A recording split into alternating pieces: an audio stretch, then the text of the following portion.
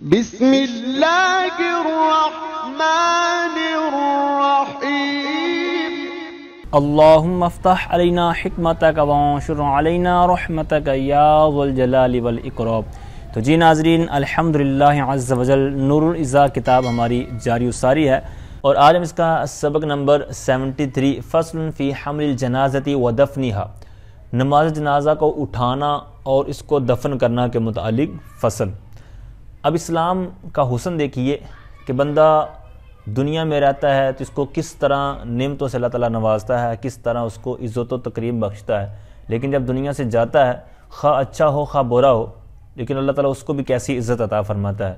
کہ جتنے مرضی نیچے امیر و کبیر ہوں، دنیا میں جتنے مرضی نیک و کار ہوں، لیکن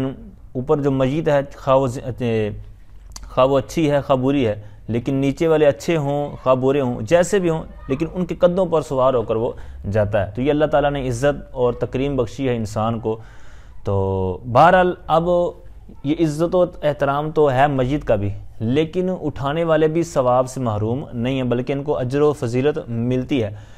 تو اب جنازہ اٹھانا، اب اس کے متعلق جس طرح میں نے پہلے ایک آپ کو کتاب کا حوالہ دیا، تجہیز و تکفین کا طریقہ، یہ مکتبۃ المدینہ کی کتاب ہے، اس کو آپ ضرور حاصل کریں۔ تو اب میت کو جو دفن کرنا ہے نا، یہ بھی فرض کفایہ کے اندر آتا ہے۔ اب دفن کرنے سے مراد کیا ہے؟ ویسے تو ہمارے عموماً یہی ہے نا کہ قبر کھودی جاتی ہے،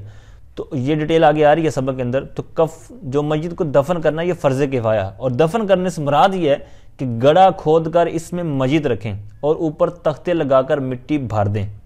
ٹھیک ہے۔ یہ جائز نہیں ہے کہ میت کو زمین پر رکھ دیں اور چاروں طرف سے دیواریں قائم کر کے بند کر دیں، یہ درست نہیں ہے، ٹھیک ہے۔ یہ عالمگیری کے حوالے سے میں نے اس کتاب سے آپ کے سامنے رکھا۔ اب ایک اور مسئلہ جو عموماً درپیش آتا ہے کہ جو شوہر ہے، پیچھے غسل دینا اور دیگر جو معاملات تھے، مطلب شوہر اور اس کی جو بیوی ہے، اس کے متعلق جو غسل کے معاملات تھے میت کو غسل دینے کے حوالے سے، وہ ڈیٹیل کے ساتھ آپ نے پیچھے سماعت کر لی ہے۔ اب یہاں پر کندھا دینے کے حوالے سے یہ بھی لوگوں کے اندر ایک غلط فہمی ہوتی ہے۔ تو شوہر اپنے بیوی کے جنازے کو کندھا بھی دے سکتا ہے، قبر میں بھی اتار سکتا ہے اور منہ بھی دیکھ سکتا ہے، صرف غسل دینے اور بلا حائل یعنی ڈائریکٹ بدن کو چھونے کی ممانعت ہے، ٹھیک ہے۔ تو لہٰذا یہ آپ نے یاد رکھنا ہے۔ تو دیگر اس کے اندر پھر مسائل ہیں۔ تو بہرحال ایک فضیلت سن کر آگے سبق کا آغاز کرتے ہیں۔ نبی پاک علیہ الصلوۃ والسلام کا فرمان ہے، جو جنازے کے ساتھ چلا اور تدفین تک ساتھ رہا، اللہ تعالیٰ اس کے لیے ایسے 3 قرات ثواب لکھے گا جن میں سے ہر قرات جبل احد سے بڑا ہوگا، ٹھیک ہے۔ دیگر بھی اس کے فضائل ہیں، تو اس سے حاشیے کے اندر بھی 1-2 روایتیں موجود ہیں۔ تو بہرحال آئیے سبق کی طرف بڑھتے ہیں۔ تو نماز جنازہ اٹھانا اور اس کو دفن کرنا، دفنی ہا کی جو ضمیر ہے یہ جنازے کی طرف لوٹے گی، یعنی میت کو جنازے کو اٹھانا اور جنازے کو یا میت کو دفن کرنا، ٹھیک ہے۔ وہ جو میت ہے اس کو دفن کرنا، اس حوالے سے یہ ہمارا آج کا ٹاپک ہوگا۔ تو سب سے پہلے مسئلہ فرماتے ہیں، یسن لحملھا 4 رجال۔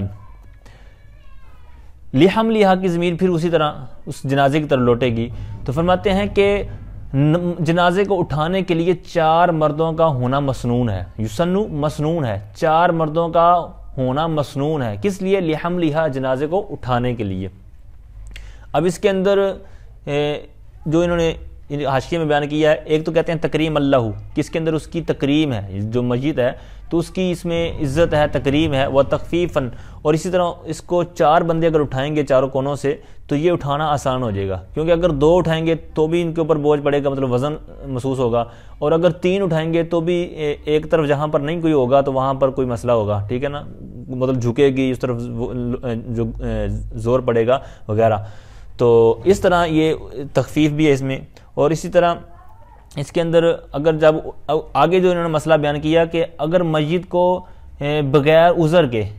کسی جانور وغیرہ پر آپ لاد کر یا گاڑی وغیرہ پر لے کر جا رہے ہیں تو یہ منع ہے، ٹھیک ہے، مکروہ ہے، بغیر عذر کی یہاں پر قید لگائی ہے، یعنی بغیر عذر، کوئی عذر ہو تو پھر الگ بات ہے، لیکن کوئی عذر نہیں ہے، آپ کسی سواری پر جناب اس کو لاد کر اور جناب لے کے جا رہے ہیں دفن کرنے کے لیے، تو یہ مکروہ ہے،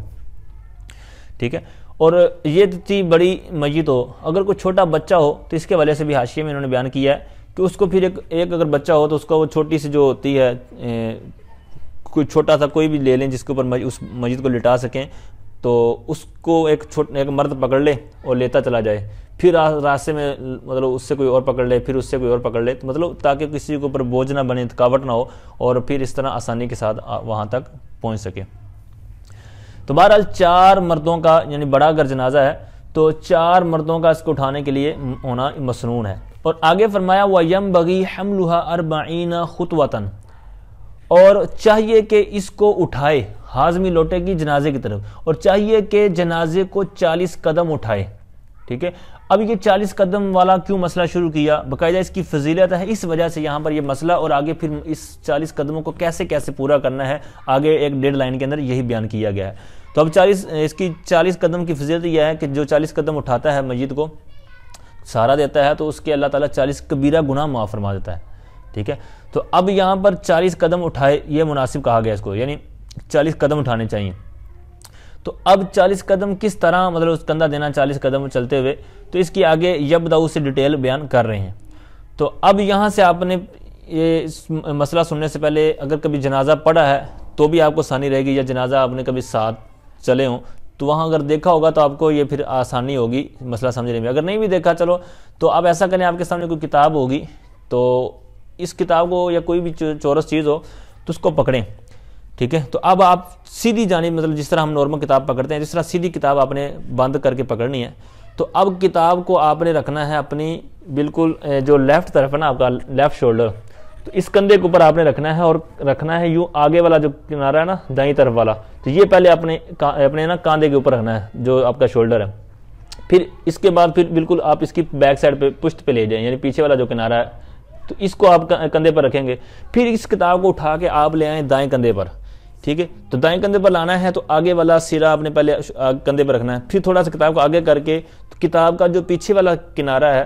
ٹھیک ہے، تو اس کو آپ نے کندھے پر رکھنا ہے۔ تو بالکل یہ جو 4 طریقے میں نے کر کے بتائے اسی طرح جنازے کو اٹھایا جاتا ہے۔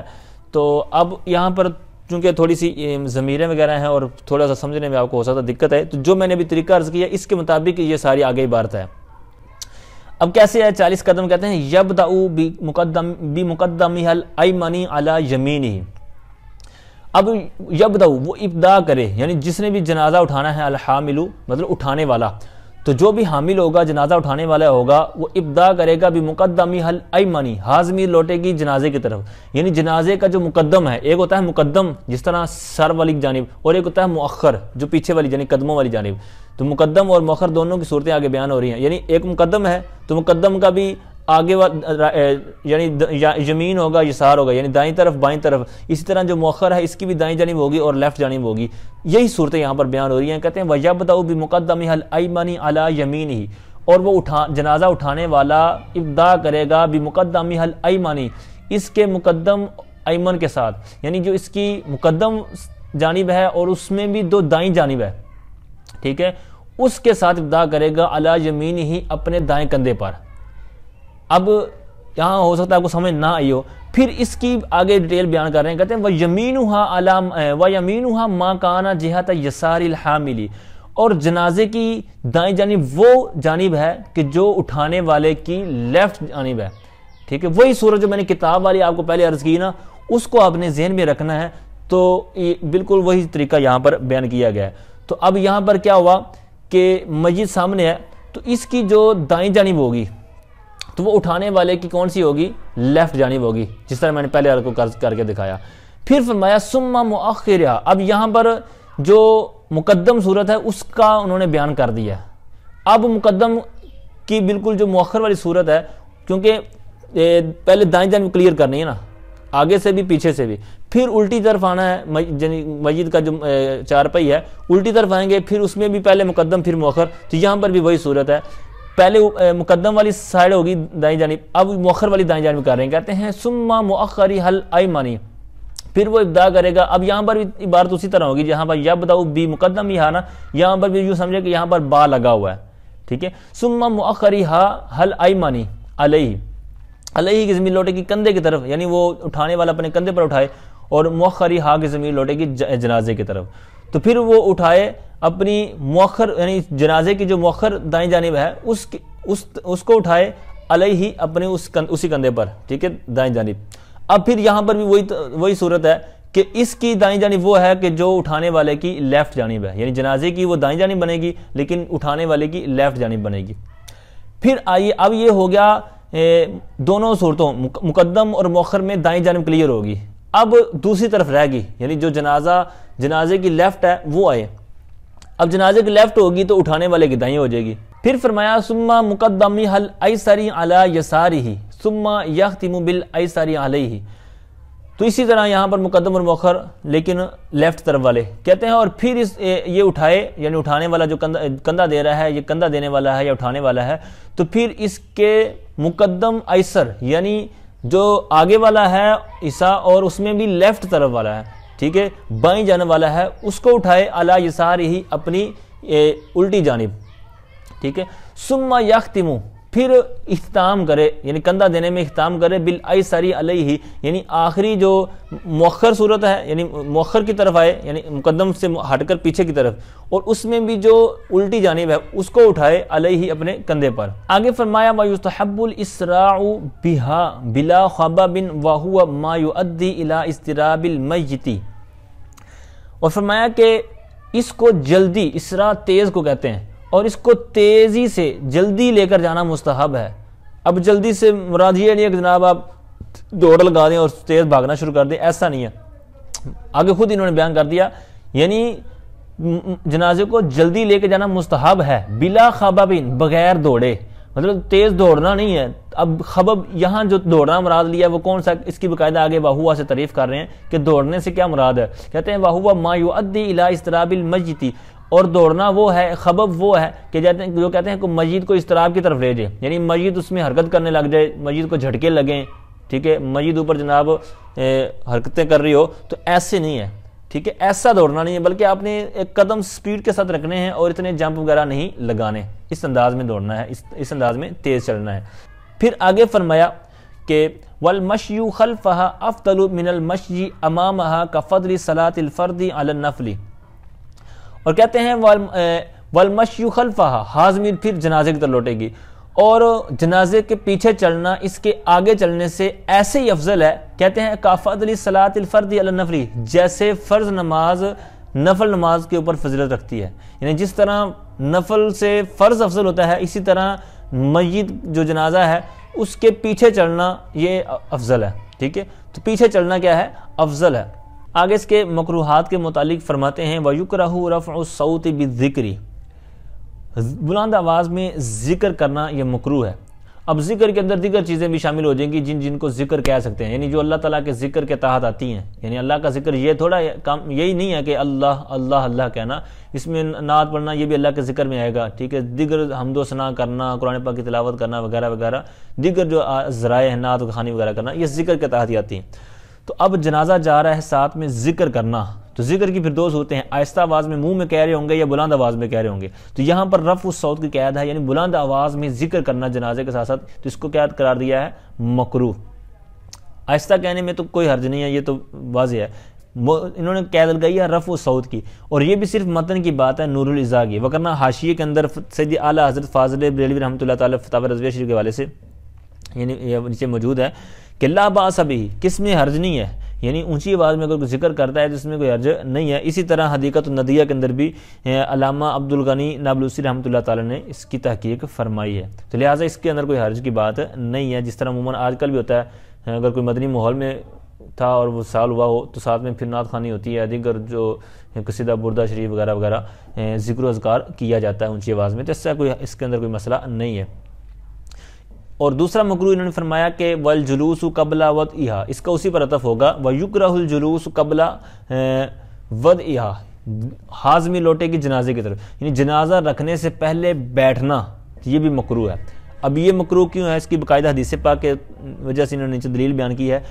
حدیث پاک میں فرمایا گیا ہے من تابع الجنازۃ فلا یجلس حتی تودع، یعنی جو جنازے کے پیچھے جائے، یعنی جو جنازہ پڑھنے جائے، تو سرکار نے فرمایا اس کو رکھنے سے پہلے نہ بیٹھے، یعنی جو جنازے کے پیچھے جا رہا ہے تو جنازہ رکھنے سے پہلے وہ شخص نہ بیٹھے، تو اسی وجہ سے اس کو مکروہ قرار دیا گیا ہے۔ پھر مکروہات انہوں نے صرف اوپر دو ہی ابھی تک بیان کیے ہیں، لیکن دو انہوں نے نیچے بھی بیان کیے ہیں کہ جنازے کے پیچھے یعنی جنازہ پڑھنے مردوں کو جانا ہوتا ہے، لیکن اگر کوئی جنازے کے ساتھ ساتھ عورتیں بھی جاتی ہیں تو یہ بھی مکروہ ہے۔ پھر یہ ہے کہ نوحہ وغیرہ کرنا، چوہا پکار کرنا، یہ بھی منع کیا گیا ہے۔ آگے قبر کے حوالے سے فرماتے ہیں کہ قبر کیسی ہونی چاہیے۔ تو قبر کے حوالے سے یہاں پر انہوں نے کچھ تھوڑی سی تفصیل بیان کی ہے، مگر ڈیٹیل اس کی جس طرح میں نے پہلے کتاب کا آپ کو عرض کیا کہ تجہیز و تکفین کا طریقہ، ٹھیک ہے، تو اس کو آپ لیں گے تو اس کے اندر آپ کو کافی ڈیٹیل اس کی ملے گی، اور اگر صرف سبق کے حد تک پڑھنا ہے تو پھر ٹھیک ہے، دیکھتے چلے جائیں کہ وَيُحْفَرُ الْقَبْرُ نِصْفَ قَامَةٍ أَوْ إِلَى الصَّدْرِ وَإِنْ زِيدَ كَانَ حَسَنًا۔ فرمایا کہ قبر کو کھودا جائے گا، یحفرو ویسے ہوتا ہے نا گڑھا کھودنا، ٹھیک ہے، لیکن یہاں پر بھی چونکہ قبر بھی گڑھا ہی ہوتی ہے تو یہاں پر قبر کے کھودنے کے معنی میں لیں گے۔ وَيُحْفَرُ الْقَبْرُ اور قبر کو کھودا جائے گا نصف قامۃ نصف قد تک، یعنی جو میت ہے تو اس کا جو جتنا قد ہے تو اس کا نصف اگر مراد لے لیں تو نصف تک بھی آپ گڑھا کھود سکتے ہیں، اگر نصف نہیں ہے تو تھوڑا سا زیادہ کر لیں، کتنا کہتے ہیں او الی الصدر یا سینے کے برابر، یعنی سینے تک آپ جتنا مطلب وہ میت ہے تو جہاں تک سینہ اس کا آتا ہے تو اتنا کوئی اندازہ لگا کے پیمائش وغیرہ اگر کرنی ہو تو اتنا آپ کیا کریں گڑھا کھود لیں، قبر کھود لیں۔ اور اگر اس پر بھی زیادہ کر دیں، کہتے ہیں وَإِن زِيدَ اگر اس پر بھی زیادتی کر دی جائے، اس سے بھی زیادہ گڑھا کھول دیا جائے، نیچے زیادہ گہرا کھود دیا جائے تو کہتے ہیں کان حسنا، تو یہ حسن ہے، یعنی یہ اچھی بات ہے۔ اب یہ اچھی بات کیوں ہے؟ تو اس کی وجہ ایک یہی ہے کہ اس کے اندر اس کی حفاظت زیادہ ہے، کیونکہ اگر گڑھا کم ہوگا تو بعض اوقات بارشیں ہوتی ہیں یا کوئی اور مسئلہ بس اوقات بن جاتا ہے اس جگہ پر قبرستان وغیرہ میں، تو جس کی وجہ سے جسم وغیرہ باہر نکل آتا ہے، یا درندے وغیرہ چوپائے وغیرہ جو ہیں دو درندے ہوتے ہیں تو یہ اس کو نکال دیتے ہیں، تو اس طرح اگر جتنا گہرا ہوگا تو اتنی ہی اس کی حفاظت رہے گی۔ تو وَيُلْحَدُ وَلَا يُشَكُّ إِلَّا فِي أَرْضٍ رِخْوَةٍ اور قبر کی پھر دو قسمیں ہیں، ٹھیک ہے، جو کہ یہاں پر انہوں نے بیان کی اس مسئلے کے اندر، کہتے ہیں وَيُلْحَدُ اور لحد، یعنی قبر جو ہے وہ لحد بنائی جائے گی۔ لحد دو قسمیں نا قبر، لحد اور شک، ٹھیک ہے، صندوق نما جس کو بولتے ہیں۔ لحد کا دوسرا نام بغلی ہے، اور جو شک شین قاف جو آگے لفظ آپ دیکھ رہے ہیں تو یہ شک اس کو صندوق نما بھی بولتے ہیں، ٹھیک ہے، جس طرح صندوق ہوتا ہے اوپن ہال، تو اس طرح۔ تو اب یہاں پر بغلی اور شک، تو اس میں سے کہتے ہیں وَيُلْحَدُ لحد بنائی جائے گی، وَلَا يُشَكُّ إِلَّا فِي أَرْضٍ رِخْوَةٍ اور شک نہ بنائی جائے، لیکن بنائی جائے تو کس جگہ پر؟ کہتے ہیں فی أَرْضٍ رِخْوَةٍ نرم زمین میں، یعنی کئی ایسے علاقے ہوتے ہیں کہ یہاں پر پانی وغیرہ کثرت ہونے کی وجہ سے سخت زمین نہیں ہوتی، نرم ہوتی ہے، تو اگر وہاں پر آپ لحد بنانا چاہیں گے بھی تو وہ نہیں بنا پائیں گے، ٹھیک ہے، وہاں مطلب مٹی ساتھ آپ کا نہیں دے گی کیونکہ وہ پہلے نرم ہوگی تو گر جائے گی، لیکن اگر نرم جگہ ہے وہاں پر تو پھر آپ صندوق نما ہی بنا سکتے ہیں، لیکن بنانا دونوں جائز ہے، لیکن سنت وہی جو پہلے ہے۔ اب یہ کیسی ہوتی ہے اس کو میں اسی کتاب سے آپ کو اسکرین شاٹ بھی لگا دیتا ہوں آپ کے سامنے، اور دوسرا یہ یہاں سے میں اس کی باقاعدہ تعریف بھی پڑھ کے آپ کو بتاتا ہوں کہ یہ کیا ہوتی ہے۔ 1-2 منٹ شاید آپ کے لگ جائیں، 1 منٹ انشاءاللہ اس کا آپ کو فائدہ ہوگا۔ قبر کی دو قسمیں انہوں نے کہا، بناوٹ کے اعتبار سے قبر کی دو قسمیں، لحد یعنی بغلی قبر، اور نمبر 2 شک یعنی صندوق نما۔ نمبر 1 اس کی تفصیل بیان کرتے ہیں، اس کی باقاعدہ تعریف بھی آپ دیکھ رہے ہیں، نیچے تصویر بھی دیکھ رہے ہیں۔ اسے بغلی قبر بھی کہتے ہیں۔ اس کے تیار کرنے کا طریقہ یہ ہے کہ صندوق نما گڑھا کھودیں، صندوق نما گڑھا کھود کر اس میں قبر کی طرف دیوار میں اتنی جگہ کھودیں جس میں میت کو بآسانی رکھ سکیں، یعنی جس طرح آپ ایرو دیکھ رہے ہیں نا اس طرح آگے میت کو رکھنا ہے۔ خیال رہے کہ لحد صرف سخت زمین میں ہی بنائی جا سکتی ہے، نرم زمین میں نہیں بنائی جا سکتی۔ اچھا، پھر دوسری قبر فرماتے ہیں کہ یہ صندوق یعنی بوکس کی طرح ہوتی ہے۔ اس کا طریقہ یہ ہے کہ پہلے ایک بڑا چکور گڑھا چند انچ کھودیں، پھر اس کے درمیان میں دوسرا چکور گڑھا اس سے چھوٹا جو لمبائی میں میت کے قد سے کچھ زائد ہو، چوڑائی میں میت کے قد سے آدھا اور گہرائی میں آدمی کے قد برابر یا سینے تک ہو۔ لحد سنت ہے، اگر زمین اس قابل ہو تو یہی کریں، اور نرم زمین ہو تو صندوق میں حرج نہیں، ٹھیک ہے۔ تو یہ تھی 2 تعریفیں اور ان کی آپ نے باقاعدہ تصاویر بھی دیکھ لی ہیں۔ تو اب یہاں پر بھی انہوں نے یہی بیان کیا ہے کہ لحد کو بنایا جائے گا، لیکن اگر زمین نرم ہے تو اس کے لیے آپ شک نما جو ہے اس کو بھی بنا سکتے ہیں۔ اب قبر کھود لی گئی ہے، میت حاضر ہو گئی ہے، تو میت کو داخل کرنا ہے تو کس طرف رکھ کے اور میت کے اندر جنازے کے لیے آگے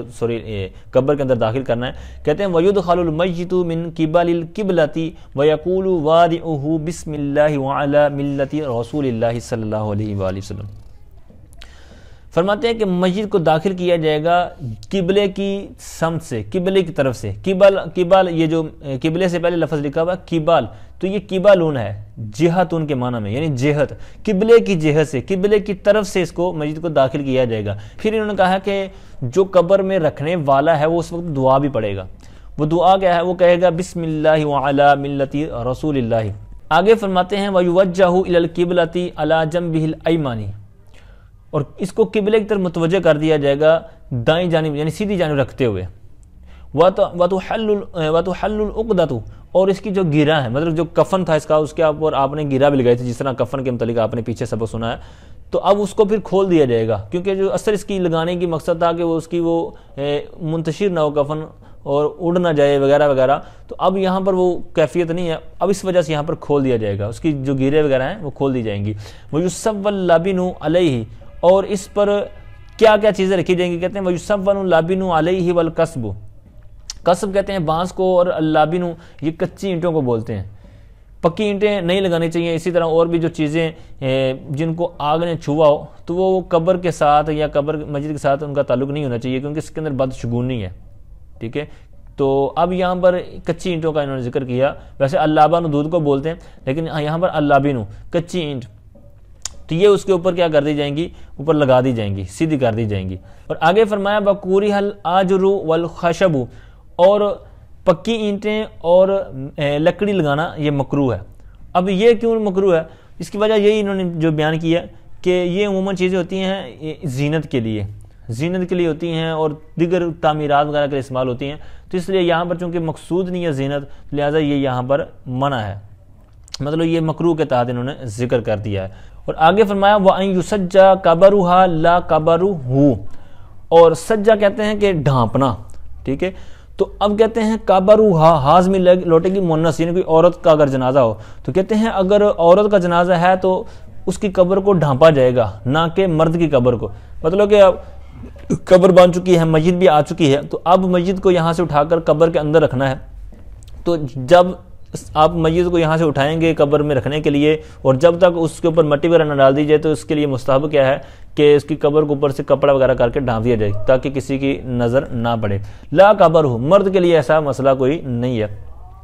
وَيُحَالُ التُّرَابُ، اور پھر اس کے اوپر کیا کر دیا جائے گا؟ مٹی کو ڈال دیا جائے گا، اس کے اوپر مٹی ڈال دی جائے گی۔ وَيُسَنَّمُ الْقَبَرُ وَلَا يُرَبَّعُ، اور فرماتے ہیں قبر کو کوہان نما بنایا جائے گا، وَلَا يُرَبَّعُ چکور نما نہیں بنایا جائے گا، یعنی چار کونوں والی نہیں بنایا جائے گا، جس طرح اونٹ کے اوپر ایک کوہان ہوتا ہے تو اسی طرح یہ قبر کو بنایا جائے گا۔ یسنم، یسنما باب تفعیل سے آتا ہے کوہان نما بنانا، ٹھیک ہے، قبر کو کوہان نما بنانا۔ ویسے اسنام جو ہے یہ کوہان کو بولتے ہیں اسنام، اور اس کی جمع آتی ہے اسنمتن۔ وَيَحْرُمُ الْبِنَاءُ عَلَيْهِ لِلزِّينَةِ، قبر پر زینت کے لیے عمارت قائم کرنا حرام ہے۔ زینت کی قید انہوں نے لگائی ہے، زینت کے لیے اگر بنایا ہے تو یہ حرام ہے۔ اور یہ بھی یاد رکھیں یہ عام لوگوں کے لیے ہے، یعنی جس طرح عام عوام ہوتی ہے تو ان کے لیے آپ اگر کوئی زینت کے لیے بنا دیتے ہیں تو یہ حرام کی صورت میں آئے گا، ٹھیک ہے۔ اور دوسری صورت کہتے ہیں وَيُكْرَهُ لِلْإِحْكَامِ بَعْدَ الدَّفْنِ، دفن کرنے کے بعد اس کی مضبوطی کے لیے اگر کوئی ایسا کرتا ہے تو یہ مکروہ ہے۔ پیچھے تھا زینت اور اب ہے مضبوطی، دونوں میں فرق ہے، تو اسی وجہ سے فرق کی وجہ سے ایک طرف بیان کیا کہ حرام ہے، دوسری طرف بیان کیا کہ مکروہ ہے۔ اب یہ عام لوگوں کے لیے اور بزرگان دین رحمہم اللہ المبین، تو ان کے لیے آپ نے بھی دیکھا ہوگا کہ اکثر مزارات پر یہ مطلب بلڈنگ وغیرہ بنی ہوتی ہے، اوپر مطلب پوری چھت ہوتی ہے اور قبہ وغیرہ سب کچھ، تو یہ عام عوام کے لیے ہے۔ پھر اس کے آگے دیگر علتیں ہوتی ہیں، وجوہات ہوتی ہیں، پھر ان کے اوپر دلائل ہوتے ہیں کہ کیوں ان کے لیے حرام ہے، ناجائز ہے، پھر ان کے لیے کیوں اجازت ہے۔ تو بہرحال یہ متن کے لیے انہوں نے دونوں صورتیں بیان کر دی ہیں کہ زینت کے لیے اور مضبوطی کے لیے۔ پھر فرمایا کہ وَلَا بَأْسَ بِالْكِتَابَةِ عَلَيْهِ لِأَلَّا يَذْهَبَ الْآثَرُ وَلَا يُمْتَحَنَ وَيُكْرَهُ الدَّفْنُ فِي الْبُيُوتِ لِاخْتِصَاصِهِ بِالْأَنْبِيَاءِ عَلَيْهِمُ السَّلَامُ۔ پھر فرمایا کہ قبر پر لکھائی کرنے میں کوئی حرج نہیں ہے، وَلَا بَأْسَ بِالْكِتَابَةِ، کتابت مطلب لکھنا، تو لکھائی کرنے میں کوئی حرج نہیں ہے۔ جس طرح عموماً آپ نے بھی دیکھا ہوگا یہ جو تختیاں وغیرہ لگائی جاتی ہیں تو اس پہ بھی لکھا ہوتا ہے، پورا مطلب نام لکھا ہوتا ہے، ولدیت لکھی ہوتی ہے، سن وصال وغیرہ معلومات لکھی ہوتی ہیں، تو یہ آگے خود ہی انہوں نے علت بھی اس کی بیان کی ہے کہ لِأَلَّا يَذْهَبَ الْأَثَرُ، تاکہ اس کی جو نشانی ہے، اس کا جو اثر ہے، یہ ختم نہ ہو جائے، ضائع نہ ہو جائے۔ مطلب بس اوقات ایسا بھی ہوتا ہے نا کہ بڑا قبرستان ہو تو وہاں پر ایک تو لوگ جاتے ہی سالانہ ہیں، مطلب جس طرح محرم کے اندر ایک ٹرینڈ ہے کہ وہاں جاتے ہیں لوگ، تو اس طرح وہ قبریں بس اوقات بھول جاتی ہیں یا وہ مٹ جاتی ہیں جو بھی، تو اسی وجہ سے کہتے ہیں کہ اگر کوئی کتابت کر دیتا ہے اپنی یادداشت وغیرہ کے لیے تو کوئی بات نہیں، اس میں کوئی حرج نہیں ہے۔ اور ایک تو انہوں نے کہہ دیا نا کہ اس میں وجہ یہ ہے کہ اثر یعنی نشانی ضائع نہ ہو جائے، دوسری کہتے ہیں ولا یمتحنا، اور یہ اگر نشانی لگائی ہوگی اس طرح تو کہتے ہیں اس کی پھر اہانت بھی نہیں کوئی کرے گا، اس کی جو مطلب جو کہہ لیں پامال بھی کوئی نہیں کرے گا، اس کو روندے گا بھی نہیں، اور اس طرح کوئی دیگر جو بے ادبی کے پہلو ہیں وہ بھی نہیں ہوں گے۔ وَيُكْرَهُ الدَّفْنُ فِي الْبُيُوتِ لِاخْتِصَاصِهِ بِالْأَنْبِيَاءِ عَلَيْهِمُ الصَّلَاةُ وَالسَّلَامُ، اور کہتے ہیں گھروں میں دفن کرنا مکروہ ہے، مطلب عام عوام یعنی انبیاء کے علاوہ جو بھی ہے، تو جہاں پر گھر میں اگر فوت ہو گیا تو گھر میں ہی اس کو دفن کر دینا، تو یہ مکروہ ہے۔ اب کیوں مکروہ ہے؟ اس کی ایک وجہ یہ ہے، کہتے ہیں لِاخْتِصَاصِهِ بِالْأَنْبِيَاءِ عَلَيْهِمُ الصَّلَاةُ وَالسَّلَامُ، اس کے ہز میں لوٹے گی یہ یعنی یہ جو دفن کرنا نا گھروں کے اندر، تو یہ دفن کرنا گھروں میں یہ انبیاء علیہ السلام کے ساتھ خاص ہے، یعنی انبیاء کا یہ خاصہ ہے کہ وہ جہاں پر ان کا وصال ہو جائے تو ان کا مزار وہاں پر ہی بنتا ہے۔ جس طرح نبی پاک علیہ السلام کا جو وصال سیداتنا عائشہ صدیقہ رضی اللہ تعالی عنہا کے حجرہ مبارکہ میں ہوا، تو آپ کا جو مزار مبارک بھی وہاں پر بنا، اور آج بھی جو گنبد خضرا ہے تو اسی جو حجرہ تھا اس کی چھت پر یہ گنبد خضرا آپ دیکھتے ہیں۔ تو یہی ہے کہ یہ انبیاء علیہ السلام کا خاصہ ہے۔ آگے فرماتے ہیں وَيُكْرَهُ الدَّفْنُ فِي الْفَسَاقِ، اور فساقی میں دفن کرنا مکروہ ہے۔ اب فساقی کیا ہوتی ہے؟ اب ایک تو مسئلہ اپنے پیچھے سماعت کیا نا کہ میت اگر کوئی مطلب گڑھا نہیں کھودتا، جس طرح قبر بنائی جاتی ہے، اگر کوئی اس طرح نہیں کرتا بلکہ اوپر ہی میت کو زمین پر رکھا اور ساتھ میں دیواریں قائم کر دی، تو وہ بھی پیچھے منع کر دیا گیا، ٹھیک ہے۔ اب یہاں پر فساقی ہوتا کیا ہے؟ اب یاد رکھیں جو پہلے زمانے کے لوگ تھے، اب یہ عموماً اس طرح کا کبھی دیکھنے سننے کو نہیں ملا، تو یہ پہلے کے زمانے میں جب لوگ امیر و کبیر ہوا کرتے تھے، یعنی پہلے دولت کم ہوا کرتی تھی، تو جن کے پاس ہوا کرتی تھی تو وہ عجیب و غریب انداز کرتا تھا اپنی دولت کو دکھانے کے لیے۔ تو اب پھر لوگ کچھ ایسی عقل والے بھی تھے کہ لوگ مرتے وقت بھی اس طرح کے الٹی سیدھی حرکتیں کر کے مرتے تھے، یعنی خرچہ کرتے تھے۔ تو پہلے زمانے کے یہ لوگ ایک باقاعدہ ایک عمارت بناتے تھے، پختہ عمارت بناتے تھے، اور اس کے اوپر کافی خرچہ کرتے تھے، اور پھر جو ان کی فیملی کے کوئی فوت ہوتے تو وہاں پر گویا کہ جو سمجھو انہوں نے اپنا قبرستان بنایا ہوا تھا۔ تو اب قبرستان جس طرح ہوتا ہے اس طرح نہیں تھا، بلکہ یہ صرف بلڈنگ کی حد تک ہوتا تھا، یعنی بلڈنگ اچھا خاصا اس کے اوپر پیسہ لگاتے، اس کے اوپر گنبد وغیرہ بنا دیتے، پھر ان کا مرد فوت ہو، عورتیں فوت ہو، اکٹھی اس کے اندر دفن کر دیتے تھے، کوئی رکاوٹ نہیں ہوتی تھی۔ تو اس طرح یہ تاج محل کی صورت میں یا جو بھی کہہ لیں آپ، بہت اچھی بلڈنگ بناتے تھے، بہت خرچہ کرتے تھے۔ حالانکہ پیچھے آپ نے مسئلہ سنا کہ وہاں پر پکی اینٹ لگانے سے منع کر دیا گیا، اور اس طرح لکڑی لگانے سے منع کر دیا، کیونکہ یہ زینت کے لیے ہوتا ہے۔ تو جب چھوٹی چھوٹی چیزوں سے منع کر دیا گیا، ان کو مکروہ قرار دیا گیا، تو اب یہ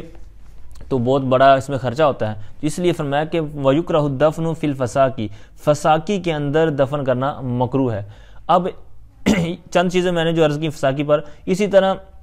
اب اس کی انہوں نے علتیں جو تحتاوی شریف اس کا نور الرضا کا حاشیہ ہے، تو اس کے اندر انہوں نے 4 اس کی علتیں بیان کی ہیں، وہاں سے میں آپ کے سامنے اس کا رکھتا ہوں۔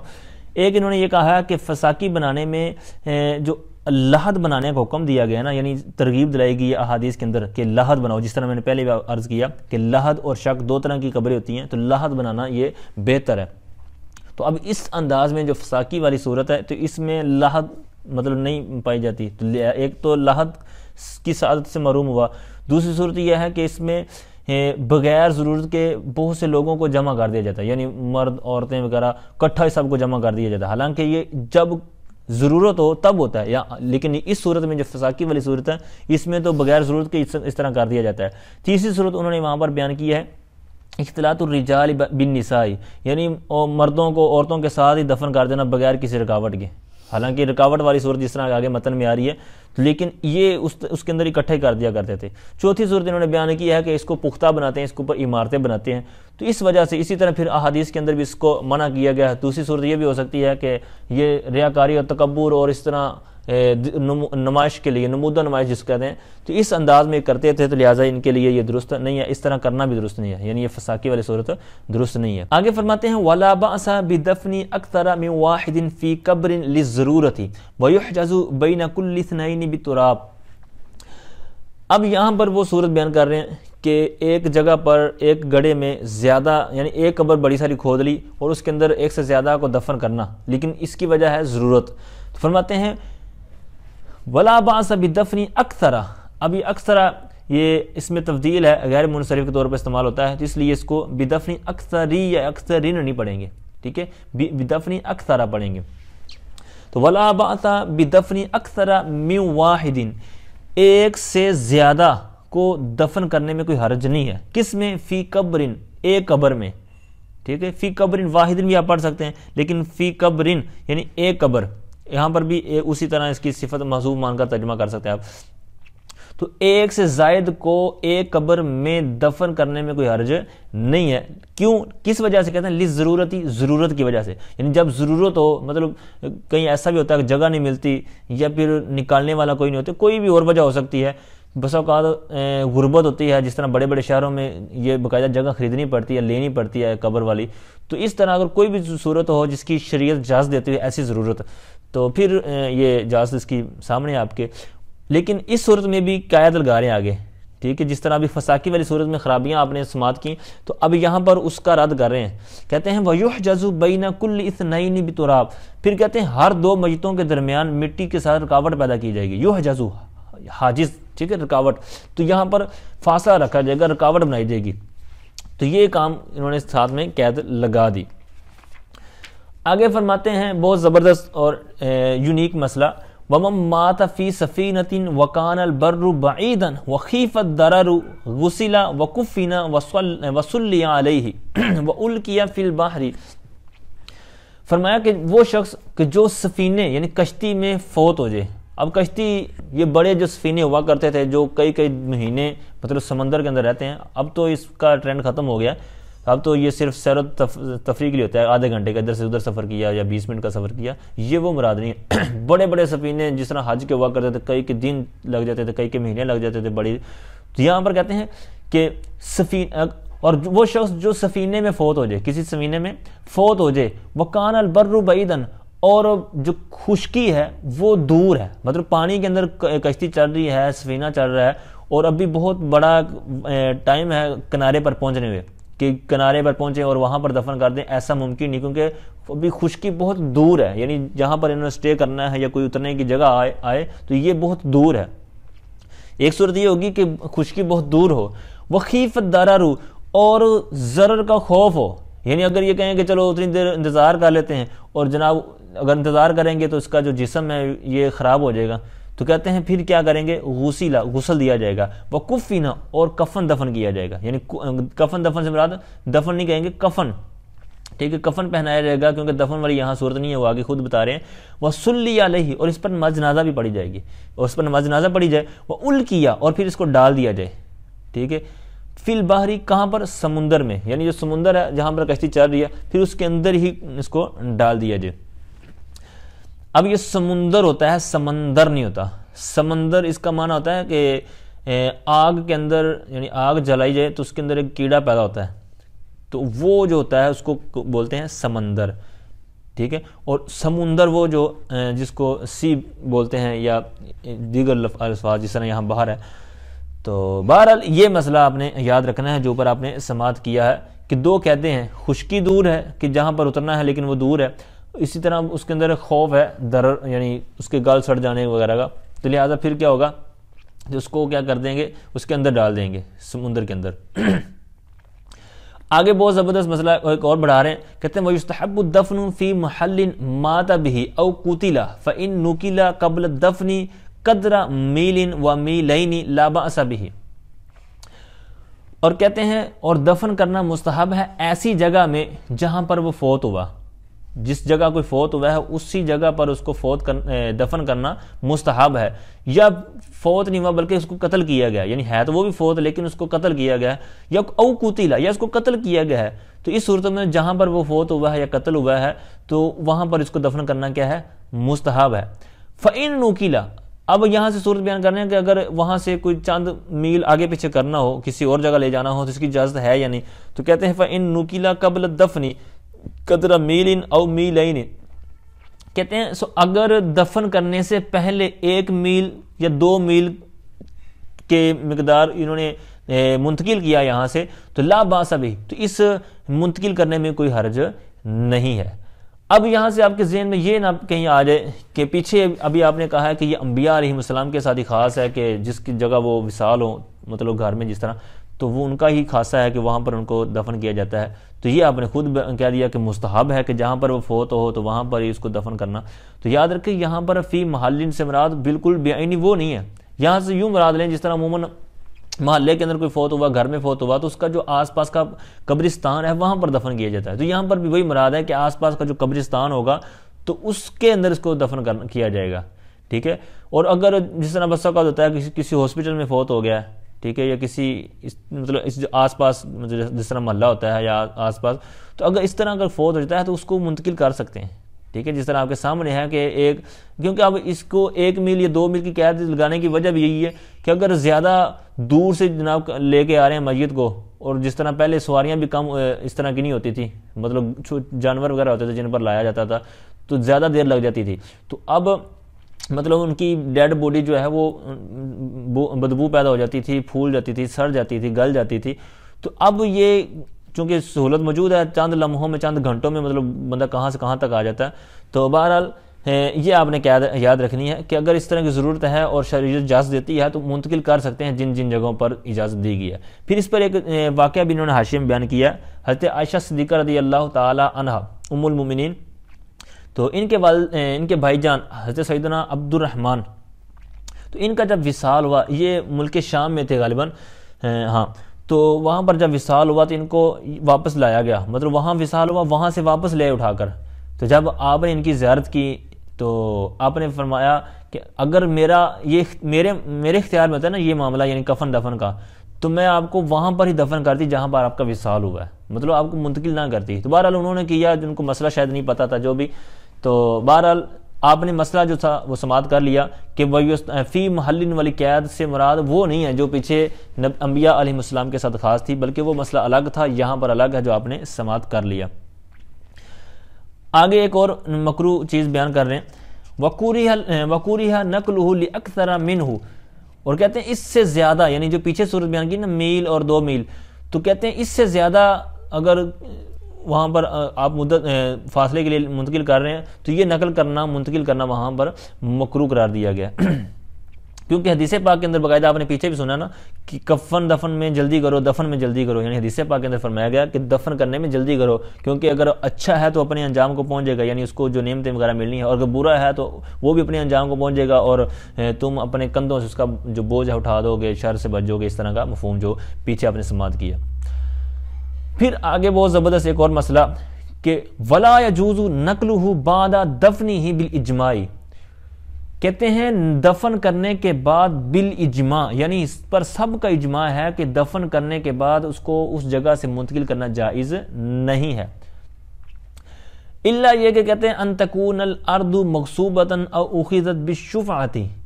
2 صورتیں یہاں پر انہوں نے استثناء کی ہیں، یعنی دفن کرنے کے بعد اس کو وہاں سے نکالنا جائز نہیں ہے، کیونکہ اس کے اندر اس کی توہین ہے، ایک حرمت ہے، اس کا راز ہے، اللہ اور اس کے نزدیک، مطلب اللہ اور اس بندے کا آپس میں ایک راز ہے، اللہ تعالیٰ نے اس کو نعمتیں دی ہیں یا اس کے عذاب ہو رہا ہے، تو یہ ظاہر نہیں کرنا چاہیے۔ اب اس کو کھودنا گویا کہ اللہ تعالیٰ کے راز کو فاش کرنا ہے جو بھی، تو بہرحال دفن کرنے کے بعد بالاجماع، یعنی سب کا اتفاق ہے، اجماع ہے کہ جائز نہیں ہے۔ 2 صورتیں ہیں کہ اگر وہ جہاں پر اس کو دفن کیا ہے وہ مغصوبہ زمین ہے، یعنی وہ کسی کی زمین تھی، انہوں نے قبضہ کر کے اور ان کی اجازت کے بغیر ہی جناب وہاں پر قبضہ کر کے قبر بنا دی ہے، اور اگر وہ چاہ رہے ہیں کہ ہماری جگہ خالی کیجئے تو وہ کر سکتا ہے، ٹھیک ہے۔ اسی طرح اگر ایسی زمین ہے کہ مطلب کسی نے حق شفع کے طور پر اس کو لے لیا ہے، ٹھیک ہے، یعنی کسی نے خریدی ہے، یعنی جس طرح پڑوس میں جگہ بکتی ہے، باقاعدہ اس کا پورا سبق ہے کتاب الشفع، بڑی کتابوں کے اندر آپ پڑھیں گے اس کے دیگر جو مسائل ہوتے ہیں، تو پھر اس طرح کسی نے اگر زمین خریدی اور شفع کے طور پر لے لی اور اس کے اندر کسی نے قبر بنائی ہوئی تھی تو وہ بھی وہاں سے اس کو نکال سکتا ہے۔ آگے فرمایا وَإِن دُفِنَ فِي قَبْرٍ حُفِرَ لِغَيْرِهِ زَامِنَ قِیمَةَ الْحَفْرِ، اور اگر کہتے ہیں دفن کر دیا گیا ایسی قبر میں جس قبر کو کسی غیر کے لیے کھودا گیا تھا، مثال کے طور پر کسی نے قبر کھود کے رکھی ہوئی تھی اپنے کسی مردے کے لیے، اور وہ بھی مطلب میت آج ہی ہوئی، اسی دن ہوئی، اسی دن اس نے قبر کھودی، اور وہ میت جنازہ وغیرہ آ رہا تھا، اور ادھر سے یہ آیا اور انہوں نے کہا کہ چلو جناب ہمیں کھودی کھدائی مل گئی ہے، انہوں نے آ کر جناب ادھر دفن کر دیا، تو اب کہتے ہیں اس کی جو قیمت ہوگی کھودنے کی تو اس کے یہ ضامن ہوں گے، مطلب جتنے پیسے عام طور پر جس طرح دہاڑی وغیرہ پہ جو بنانے والے کرتے ہیں تو اس کو دے کر اس کے جان چھڑا لی جائے گی۔ تو پھر آگے فرمایا ولا یخرج منہ، پیچھے والی جو صورت ہے اس صورت میں پیسے تو دے دیے جائیں گے، اس کو نکالا نہیں جائے گا۔ اچھا آگے بھی بہت زبردست مسئلہ، وَيُنْبَشُ لِمَتَاعٍ سَقَطَ فِيهِ وَلِكَفَنٍ مَغْصُوبٍ وَمَالٍ مَعَ الْمَيِّتِ وَلَا يُنْبَشُ بِوَضْعِهِ لِغَيْرِ الْقِبْلَةِ أَوْ عَلَى يَسَارِهِ وَاللَّهُ أَعْلَمُ بِالصَّوَابِ۔ اب یہاں سے وہ چیزیں بتا رہے ہیں کہ جن وجہ سے قبر کو کھودا جائے گا، پیچھے تو آپ نے سماعت کر لی ہے نا کہ منتقل کرنے کے لیے مطلب جائز نہیں ہے، دفن کرنے کے بعد کسی اور جگہ پر منتقل کرنے کے لیے جائز نہیں ہے۔ پھر مقصوبہ اور شفع والی بات، اب یہاں پر ان سے ہٹ کر کوئی سامان قیمتی گر جائے تو اب یہاں پر اس کو نکال سکتے ہیں، ٹھیک ہے۔ مستحب کوئی چیز رہ گئی ہے، یعنی جس طرح پورے کفن دفن کے اندر کوئی جو مستحبات ہیں تو ان کے رہنے کی وجہ سے اس کو آپ نہیں نکال سکتے۔ اب کہتے ہیں وَيُنْبَشُ لِمَتَاعٍ سَقَطَ فِيهِ، اور کہتے ہیں نبش لفظ نون باشین، اس کا ہوتا ہے معنی قبر کھودنا، تو اسی سے یُنْبَشُ قبر کھودی جائے گی لِمَتَاعٍ کسی سامان کے لیے، یعنی کوئی قیمتی سامان رہ گیا اس کے اندر گر گیا ہے تدفین کے وقت، بعد میں یاد آیا تو اب اس کو کھودا جائے گا، سَقَطَ فِيهِ جو اس میں گر گیا، یعنی جو قبر میں گر گیا ہے تو اس متاع ساز و سامان کی وجہ سے قبر کو کھودا جائے گا۔ اور ممکن ہو اگر پتہ ہے کہ کسی سائڈ پہ گرا تو وہاں سے اگر مطلب نکال لے تو یہ بھی ٹھیک ہے۔ والی کفن مغصوب، اور کفن مغصوب کے لیے، یعنی بعد میں پتہ چلا کہ یہ جو کفن ہے یہ تو فلاں بندے سے جناب چھین کے لایا ہے، ٹھیک ہے، تو اگر اس طرح کی صورت تھی کہ کسی نے کسی سے کفن چھینا اور وہ لا کر اس کو پہنا دیا اور دفن کر دیا، تو اب وہ پیچھے آ گیا جناب مجھے کفن دو، تو اگر وہ کفن ہی لینا چاہتا ہے تو پھر جناب اس کو نکال کر دے دیں، اور اگر ویسے کوئی راضی ہوتا ہے یا جیسے بھی تو پھر اس کو راضی کر لیا جائے۔ وَمَالٍ مَعَ الْمَيِّتِ، اور کسی کا میت کے ساتھ مال ہے، یعنی جیسے تیسے پیچھے نیچے گر گیا ہے یا رہ گیا تو اس وجہ سے بھی نکال سکتے ہیں۔ وَلَا يُنْبَشُ، اب وہ صورتیں ہیں جن کی وجہ سے نہیں نکالا جائے گا، کہتے ہیں وَلَا يُنْبَشُ بِوَضْعِهِ لِغَيْرِ الْقِبْلَةِ أَوْ عَلَى يَسَارِهِ، دو صورتیں ہیں، کہتے ہیں میت کو غیر قبلہ کی طرف رکھنے سے، یعنی قبلے کی طرف جس طرح پورا طریقہ آپ نے پیچھے سماعت کیا ہے، اگر اس کا الٹ ہو گیا ہے یعنی قبلے کی طرف اس کا رخ نہیں ہے بلکہ دوسری طرف کر دیا ہے غیر قبلہ کی طرف، تو اس وجہ سے اس کو نہیں مطلب قبر کو کھودا جائے گا۔ اسی طرح او علی یساری، یا پھر اس کا پہلو الٹی طرف ہو گیا، ٹھیک ہے، الٹی پہلو میں آپ نے اس کو کر دیا تو اس وجہ سے بھی اس کی قبر کو کھودا نہیں جائے گا۔ اب یہاں تک تو ہمارا سبق تھا۔ پھر جس طرح میں نے کتاب کا آپ کو پہلے بھی عرض کیا ہے، دوبارہ عرض کر دیتا ہوں، تجہیز و تکفین کا جو طریقہ ہے یہ کتاب ضرور آپ حاصل کریں، اس کے اندر بہت سے آپ کو مسائل سیکھنے کو ملیں گے۔ یہاں پر تو چند ہم نے ایک بس متن کے طور پر چند چیزیں پڑھی ہیں، اس کے حاشیہ میں جو نیچے حاشیہ ہے نور رضا کا، اس کے اندر بھی کافی زیادہ مسائل ہیں، ٹھیک ہے، جس میں سے چند ایک میں عرض کر دیا کرتا ہوں۔ پھر اس کے علاوہ جو میں نے کتاب ابھی عرض کی ہے اردو میں، تو بہت زبردست کتاب، تو اس میں سے ایک دو مثال ابھی میں آپ کے سامنے عرض کر کے کتاب سبق کو آخر ختم کرتے ہیں۔ ایک تو یہ ہے کہ قبر سے جتنی یعنی قبر کسی نے کھودی ہے تو جو گڑھا کھودا ہے جتنی مٹی نکلی ہے اتنی مٹی ہی ڈالنی چاہیے، اس سے زیادہ ڈالنا منع ہے، ٹھیک ہے۔ پھر یہ ہے کہ مٹی جب پہلی دفعہ جس طرح قبر بناتے ہیں تو اس کے اوپر پانی چھڑکنا یہ مسنون ہے۔ اس کے علاوہ عام طور پر مطلب جو بلا ضرورت ڈالتے ہیں تو اس کی اجازت نہیں ہے۔ اسی طرح قبر کے اندر چٹائی وغیرہ رکھ دیتے ہیں تو اس کی بھی اجازت نہیں ہے۔ اسی طرح دیگر جو قیمتی چیزیں رکھتے ہیں تو یہ منع ہے، ٹھیک ہے۔ تو پھول ڈالنا تو یہ بھی مستحب ہے، مطلب اچھی ہے کہ جب تک یہ اوپر رہیں گے تر رہیں گے اور جناب اس کو ثواب ملتا رہے گا، یوں کہہ رہے ہیں اس کا دل بہلتا رہے گا، ٹھیک ہے۔ تو اس طرح کے کام کرنے چاہیے۔ اس کے لیے پھر جب تدفین ہو جائے تو پھر دیگر اس کے اوپر ذکر و اذکار ہیں کہ کیا کیا پڑھنا چاہیے۔ اسی طرح جو سلیبیں لگائی جاتی ہیں تو ان کے اوپر کیا کیا لکھنا چاہیے، تو یہ کتاب جب آپ خریدیں گے پڑھیں گے تو انشاءاللہ وہاں پر آپ کو سیکھنے کو ملے گا۔